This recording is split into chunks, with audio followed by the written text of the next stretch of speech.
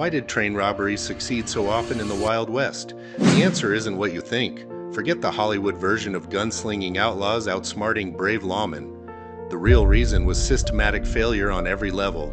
Town sheriffs controlled tiny areas. Telegraph lines could be cut with a knife. Trains ran on predictable schedules with minimal security.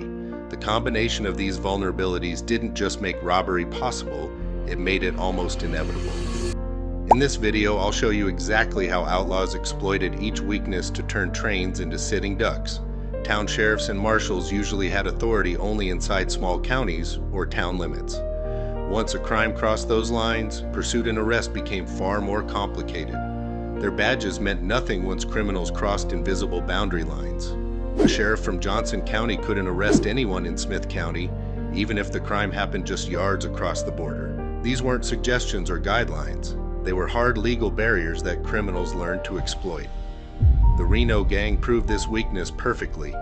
In October 1866, the Reno brothers boarded a train near Seymour, Indiana, robbed an express car, and escaped with about $13,000. An early proof that stopping a moving train in remote country could let robbers vanish before word spread. They robbed trains in Indiana, then simply rode to Kentucky. Different states, different laws, different problems for anyone trying to follow. Federal marshals were rare and spread impossibly thin. The gang operated in legal limbo between jurisdictions. Communications were slow, the telegraph existed, but lines ran only between towns and could be cut, so a robbery in the wilderness might go unreported for hours or days. Smart outlaws studied these gaps like military strategists. They mapped sheriff territories down to the mile. They timed their escapes to reach county borders before lawmen could form. Jessejames understood this game better than anyone. His gang struck in Missouri, fled to Tennessee, then disappeared into Arkansas. Each state line became another wall between them and justice. By the time authorities coordinated across borders, the trail had gone cold. But jurisdictional chaos was just the beginning. The criminals still needed to find their targets. Before we find out what those targets were, hit the like button and subscribe to never miss another tale from the Wild West. Trains ran on fixed, published timetables. Departure times, stops, and routes were public knowledge, and that predictability let bandits plan ambushes precisely. Unlike stagecoaches that varied routes and timing, trains followed rigid schedules published in newspapers. Railroad companies advertised their schedules to attract passengers. What they actually did was create criminal blueprints. This predictability created a deadly combination. Criminals could plan ambushes weeks in advance, choosing the perfect terrain while knowing exactly when their target would arrive. No guesswork. No waiting around hoping a valuable target might appear. Just cold calculation and perfect timing. The Reno brothers boarded a slow-moving train and uncoupled the express car near Seymour. Jesse James's gang used a stage signal to make a train stop at Gads Hill in 1874. These weren't random strikes. They were calculated operations based on published information. Butch Cassidy's Wild Bunch turned this into an art form. They studied the Union Pacific schedule like a Bible. They knew which trains carried payroll from mining companies. They knew which carried gold shipments to banks. They knew which carried nothing worth stealing. This intelligence let them pick targets with surgical precision. The terrain made everything worse. Trains couldn't swerve around obstacles like horses. They couldn't speed up on steep grades where engines strained against gravity. They couldn't reverse quickly when blocked.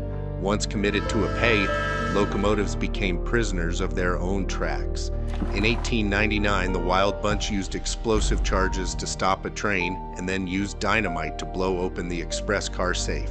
They chose a remote stretch of track so no lawman could arrive in time. The locomotive had no choice but to stop.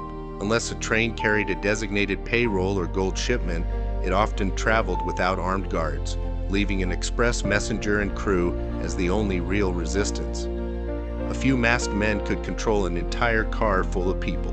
The odds were in favor of the criminals. Trains became prisoners of their own infrastructure. Stagecoaches might change routes.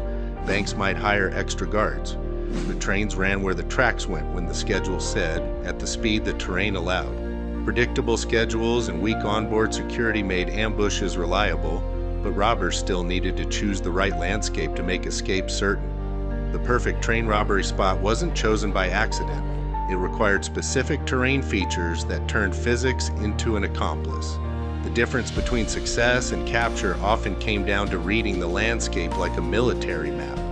Experienced bandits studied topographical maps and railroad surveys. They looked for natural features that would force trains to slow down while providing multiple escape routes for the robbers. This wasn't random violence. It was calculated warfare against geography itself. The ideal location needed three elements working together: a reason for the train to stop or slow, cover for the ambush, difficult terrain that would frustrate pursuing posses on horseback. Finding all three in one spot took patience and planning. Steep grades became criminal gold mines. Locomotives struggled uphill, sometimes crawling at walking speed. The 1874 Gads Hill robbery showed how this worked. Gads Hill's steep grade and the small isolated platform forced the train to slow, giving the robbers time to board and control the cars. Jesse James's gang used a bonfire and red danger flag to stop the train without firing a shot, then calmly boarded and focused on the express car and select passengers, taking roughly $4,000 to $5,000. Sharp curves worked even better than hills. Outlaws could block tracks with fallen trees or boulders, giving themselves crucial seconds of surprise. The train would round the curve and find disaster waiting. Water features created natural barriers for anyone chasing criminals. Rivers and canyons channeled escape routes while limiting pursuit options. Desert and mountain terrain punished pursuing lawmen after the robbery. Horses tired quickly in rough country. Water sources were scarce and far apart. Outlaws who knew the land could disappear into wilderness that swallowed their pursuers whole. Wild West train robberies revealed how criminals could exploit broken systems at every level. This wasn't about brave outlaws or cowardly lawmen. It was about systematic failure creating perfect conditions for organized crime. Over time, expanded telegraph coverage, more persistent detectives, and private agencies like the Pinkertons reduced the safe havens that robbers once relied on. Railroads and banks increasingly hired Pinkerton agents to pursue gangs after high-profile heists. Telegraph networks remained vulnerable to cutting, but as lines and stations grew, faster alerts and coordination made remote ambushes riskier. Train robberies worked not because of cinematic courage, but because criminals exploited predictable systems, and those systems were fixed over time. Which case study surprised you most? The Reno gang, Gads Hill, or Wilcox? Share your thoughts in the comments and like and subscribe if you appreciate history that corrects the myths.